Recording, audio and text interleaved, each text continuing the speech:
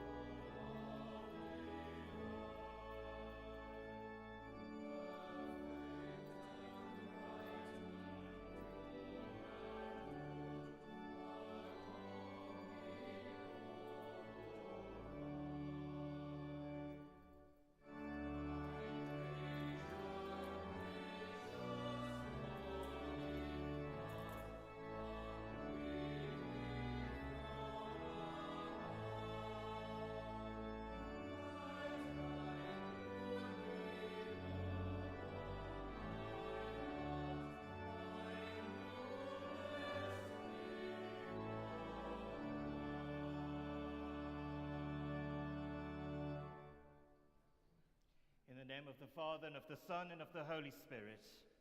Amen. Grace and peace be with you. And keep you in the love of Christ.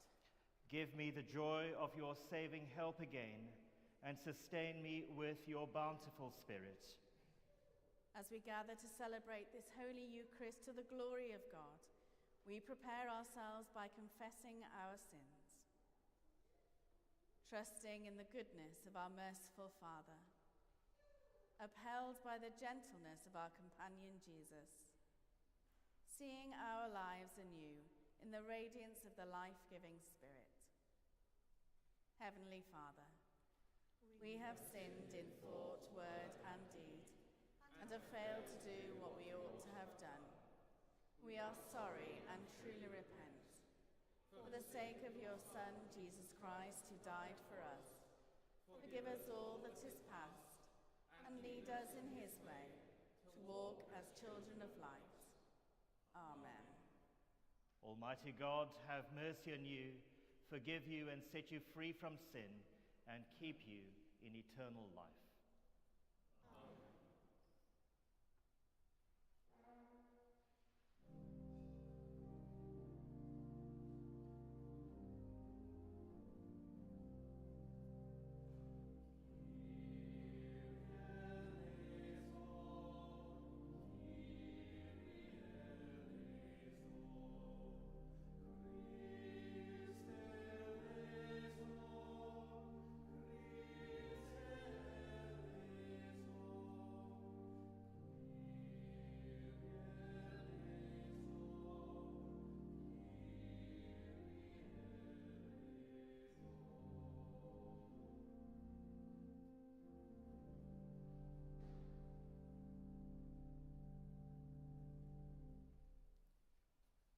God of all power and might, the author and giver of all good things, graft in our hearts the love of your name, increase in us true religion, nourish us with all goodness, and of your great mercy keep us in the same, through Jesus Christ our Saviour.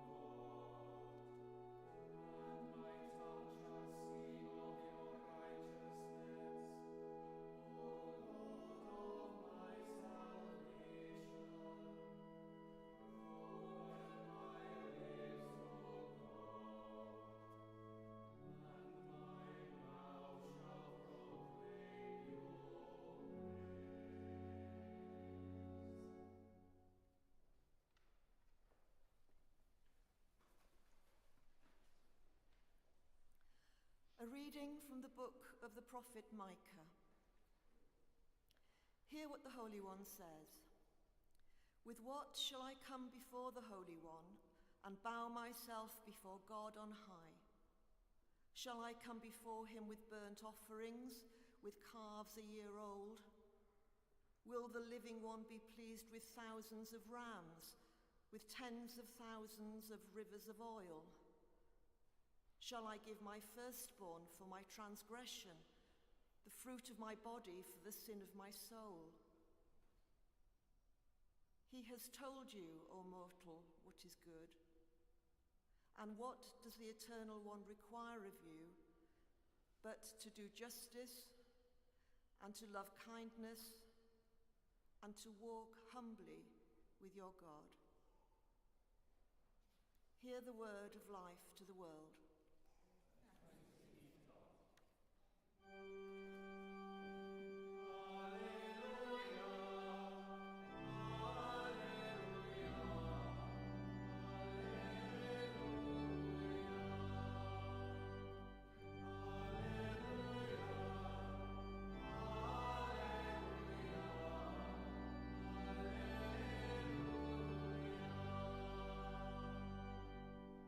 What does the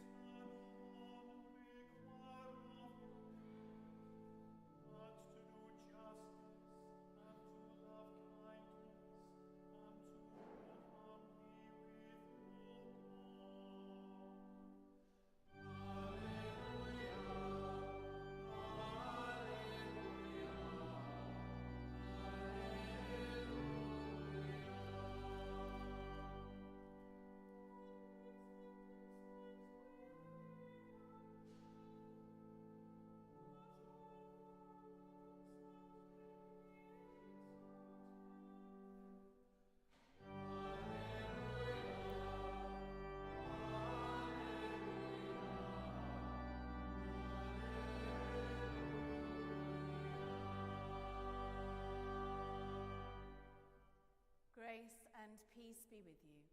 And keep you in the love of Christ. Listen to the Holy Gospel according to St. Luke. Glory to you, good Christ. At that time, Jesus told this parable to some who trusted in themselves that they were righteous and regarded others with contempt. 2 men went up to the temple to pray, one a Pharisee and the other a tax collector. The Pharisee, standing by himself, was praying thus: God, I thank you that I am not like other people, thieves, rogues, adulterers, or even like this tax collector. I fast twice a week. I give 1/10 of all my income. But the tax collector, standing far off, would not even look up to heaven, but was beating his breast and saying, God, be merciful to me, a sinner. I tell you, this man went down to his home justified rather than the other. For all who exalt themselves will be humbled, but all who humble themselves will be exalted. This is the gospel of our Saviour. Praise to you, O Christ.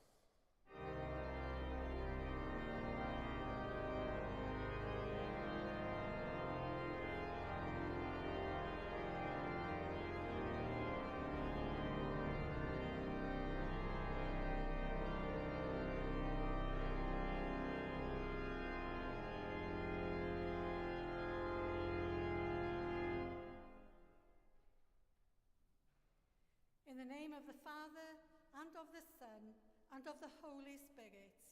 Amen.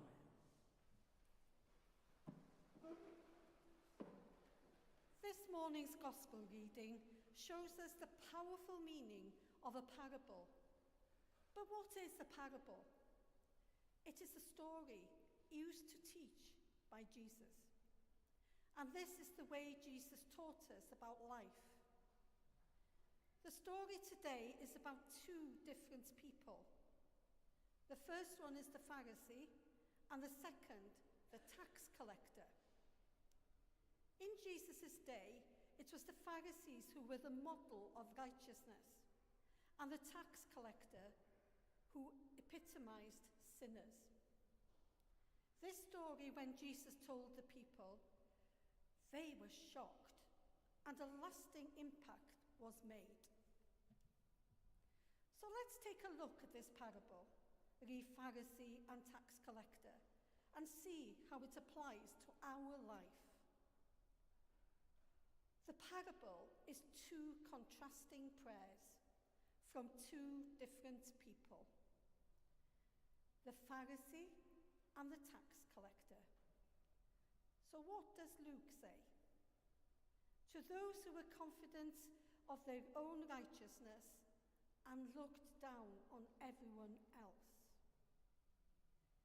Jesus told a parable which is all about pride and humility, and an example of what we would look like.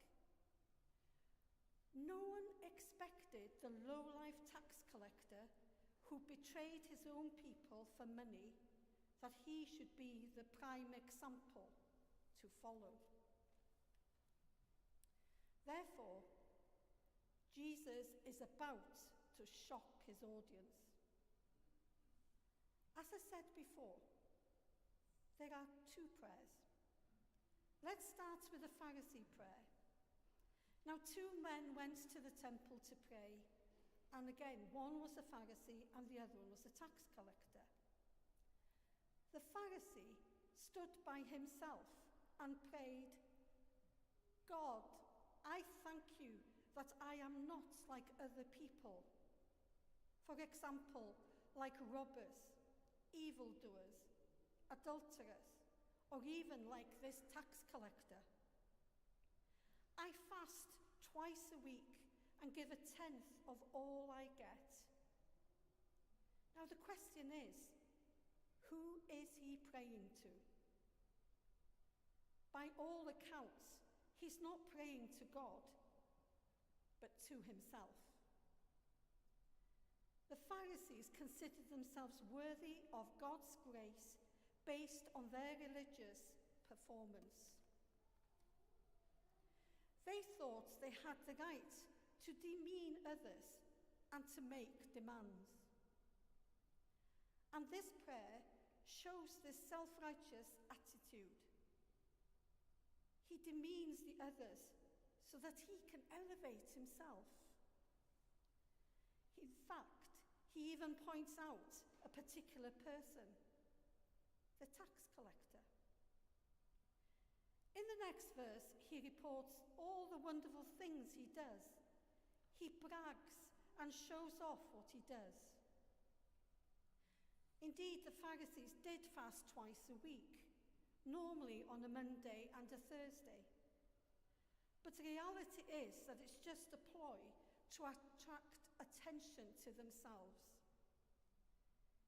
These 2 days were the busiest, and more people came to the market, so the audience was better and bigger. And in this parable, the Pharisee was proud of his religious piousness. His entire prayer is centered around how great he is and how terrible everyone else is, especially the tax collector. Now, the tax collector prayer, in Jesus' day, no one would expect a tax collector to be the example for anything good. They were considered the lowest of the low. It started when the Romans invaded. That's when they started collecting tax. And this was made by the Jews. They collected the taxes from their own people. The deal at the time was that you sent to Rome what they wanted as tax, and then you could keep any additional amount you choose to collect. So therefore, tax collectors became rich by stealing from their own people. This caused them to be hated. But when Jesus tells the story, he flips the script around. Just listen to the tax collector prayer. But the tax collector stood at a distance. He would not even look up to heaven, but beat his breast and said, "God, have mercy on me, a sinner." He refuses to assume the normal posture for prayer or looking to heaven, as the Pharisee did. The tax collector recognizes his unworthiness and is like a child who knows he's in trouble and has done wrong.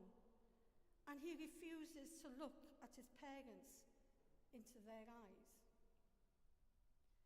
While the Pharisee used his prayer to beat down others, the tax collector beats his own chest, showing his understanding of his own sinfulness.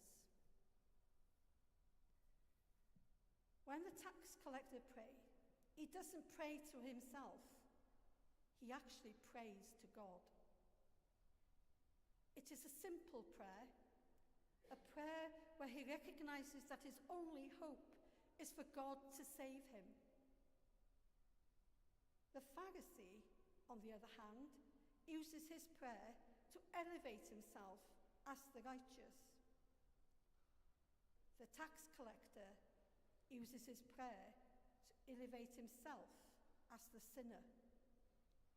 So to sum up, the tax collector did not boast of his own righteousness, but pleaded with God for mercy in acknowledging his sin.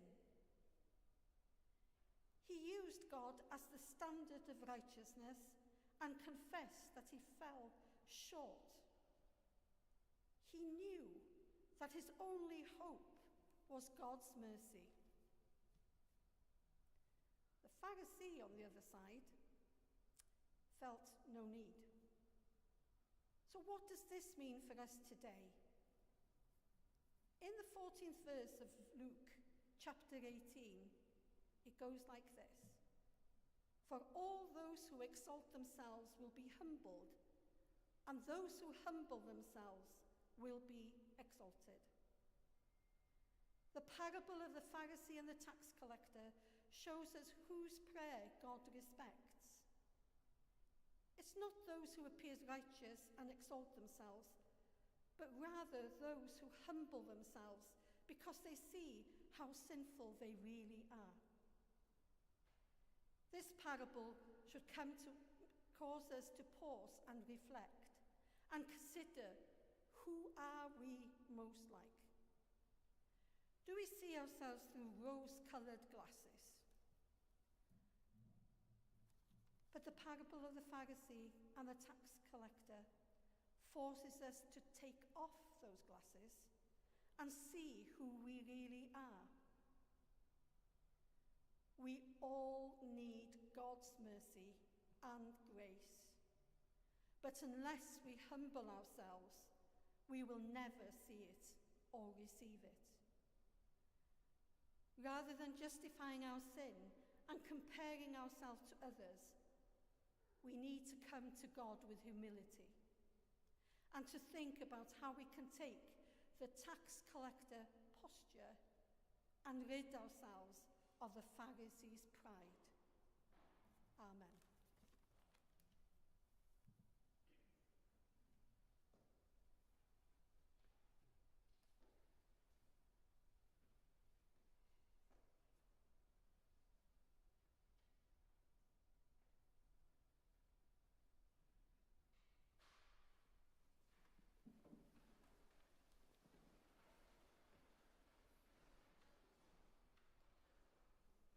Together, let us affirm our faith. I believe and trust in God the Father, who created all that is. I believe and trust in his Son, Jesus Christ, who redeemed humankind. I believe and trust in his Holy Spirit, who gives life to the people of God. I believe and trust in one God, Father, Son, and Holy Spirit. With all our heart and with all our mind, let us pray to God.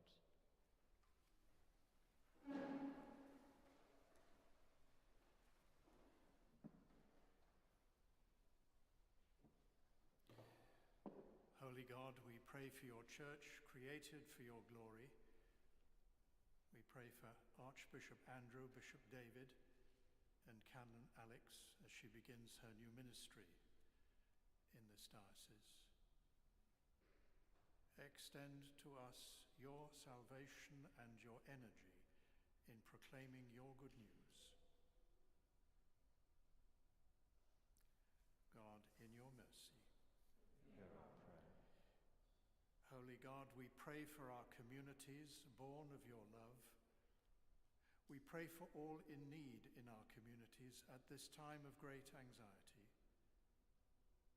Extend to us your animating spirit and your sustaining ways.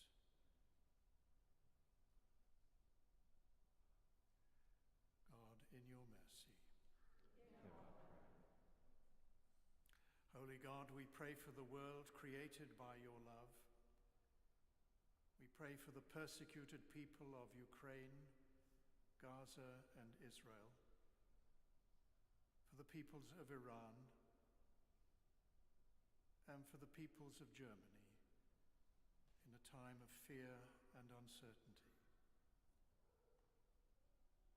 We pray for justice and peace in those lands. Extend to us your righteousness and your reconciling ways. God, in your mercy. Hear our prayer. Holy God, we pray for your people formed in your image, and especially for the lonely, the bereaved, and the sick. And from our own community, we pray for John Parry Jones, Dimitri, Hannah, John P., Vicky Savage, Mary Hurst, Trevor Baston, John Watkin Jones, Helen Lincoln, Hill Lovelock. And we name in the silence of our own hearts any for whom we wish to pray at this moment.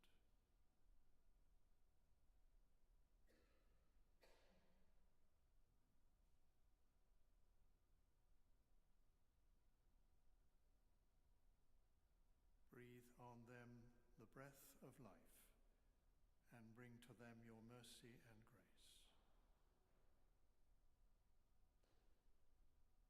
God, in your mercy.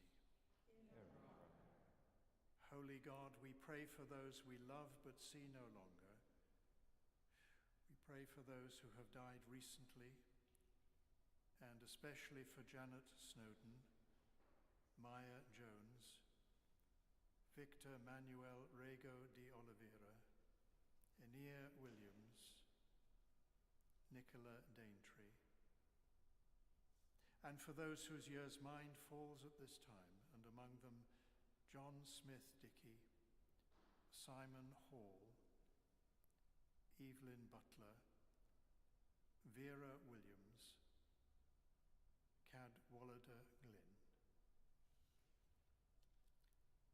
Rest eternal grant unto them, O God, and let light perpetual shine upon them. May they rest in peace and rise in glory.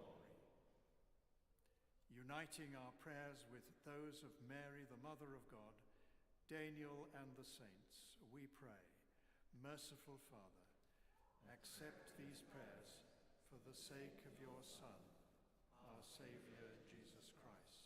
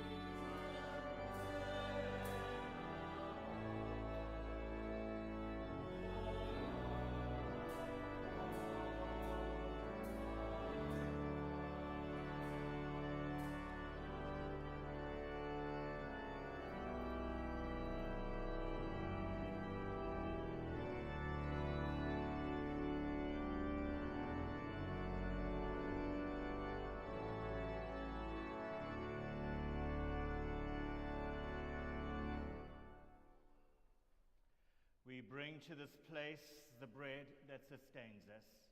It will become for us the bread of life. We bring to this place the wine that mellows us. It will become for us the lifeblood of the world. Grace and peace be with you. And keep you in the love of Christ. Lift up your hearts. We lift them to the Lord. Let us give thanks to the Lord our God. It is right to give our thanks and praise. It is indeed right. It is our duty and our joy, at all times and in all places, to give you thanks, Holy Father, all-powerful and ever-living God, through Jesus Christ our Lord.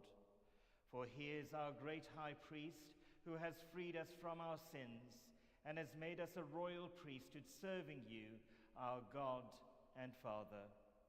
And so with the host of angels and all the company of heaven, we proclaim the glory of your name and join in their unending hymn of praise.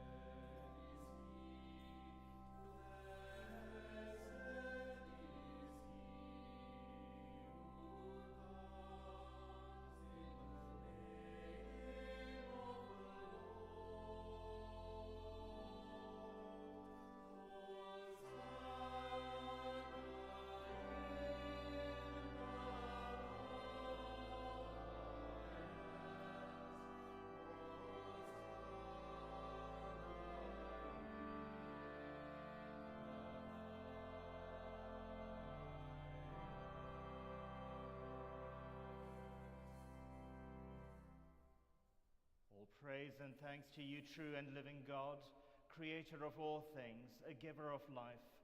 You formed us in your own image, but we have marred that image and fall short of your glory. We give you thanks that you sent your Son to share our life. You gave him up to death that the world might be saved, and you raised him from the dead that we might live in him and he in us. Sanctify with your Spirit this bread and wine, your gifts to us, that there may be for us the body and blood of our Savior Jesus Christ.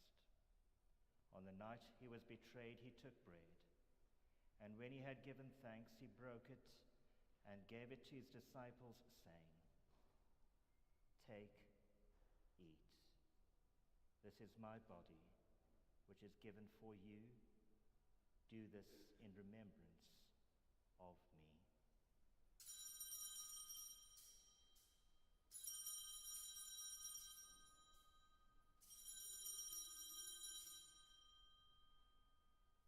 In the same way, after supper, he took the cup, and when he had given thanks, he gave it to them, saying, "Drink from this, all of you, for this is my blood of the new covenant, which is shed for you and for many for the forgiveness of sins. Do this as often as you drink it in remembrance of me."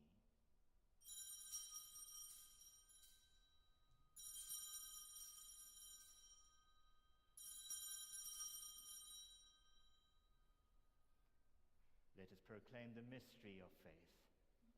Christ has died. Christ is risen. Christ will come in glory. As he has commanded us, Father, we remember Jesus Christ, your Son, proclaiming his victorious death, rejoicing in his resurrection, and waiting for him to come in glory. We bring to you this bread, this cup. Accept our sacrifice of thanks and praise. Restore and revive your people. Renew us and all for whom we pray with your grace and heavenly blessing, and at the last receive us with all your saints into that unending joy promised by your Son, Jesus Christ, our Lord. Through him, with him, in the unity of the Holy Spirit, all honor and glory are yours, Almighty Father, forever and ever. Amen.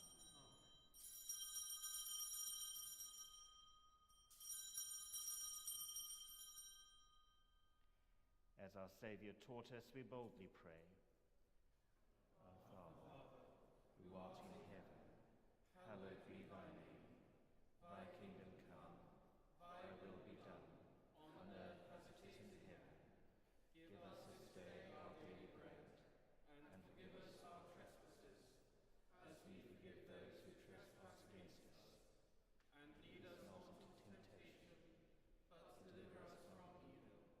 For thine is the kingdom, the power, and the glory, forever and ever. Amen. You consecrate us by your Spirit to make us one body, growing from separation into your likeness, our nearness, the gift of your peace. The peace of the living God be always with you. And keep you in the love of Christ. We share a sign of peace.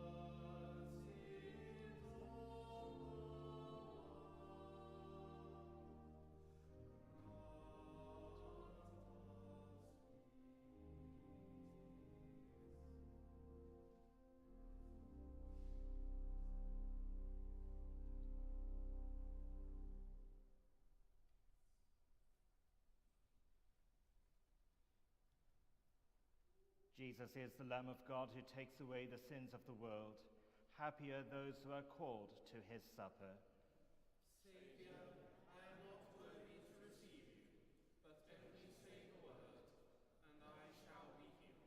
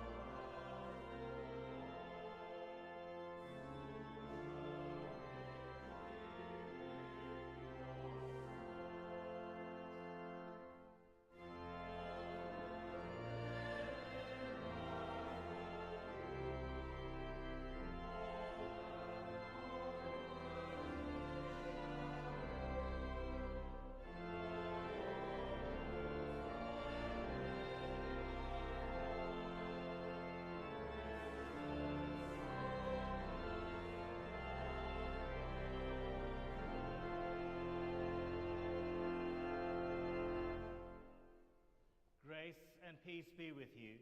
And keep you in the love of Christ. May the love of Jesus Christ draw you to himself. May his power strengthen you in his service. And may his joy fill your hearts. And the blessing of God Almighty, the Father, Son, and Holy Spirit be among you and remain with you always. Amen. Let us go forth in peace. In the name